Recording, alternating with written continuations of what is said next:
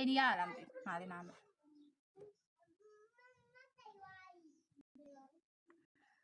ကိုဖိုးအောင်လို့တော်တော်အကြည့်ရောက်တာရောက်စစ်လို့ရတော့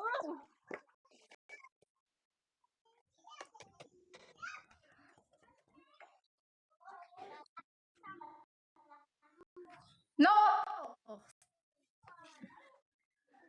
အကောင့်ဆွဲမချတယ်လို့ပြောနေတော့လိုက်ထွက်လာပြီတော့မင်းနဲ့လုံနေတာနော်ဆေးလို့ပြရတော့လို့ဆေးလို့ပြရတော့လို့ဆေးလို့ပြရတော့လို့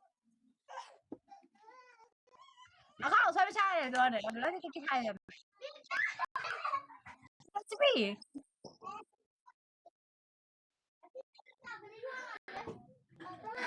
ကိုဖိုးကလည်းဆေးလို့ပြရတော့လို့ဟမ်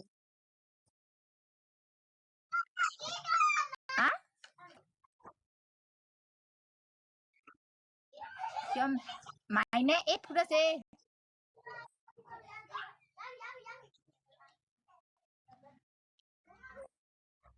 မိုင်းနဲ့အကောင့်ဆွဲမချတယ်လို့ပြောနေတော့ကိုဖိုးကတော့တော့လိုက်ထွက်လာပြီတော့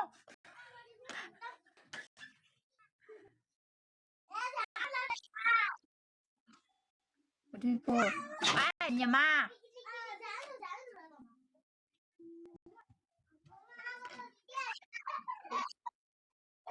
โอเคငါဆွဲချလို့ပြရတော့ဘူးငါဆေးလို့ပြဘူးကိုဖိုးက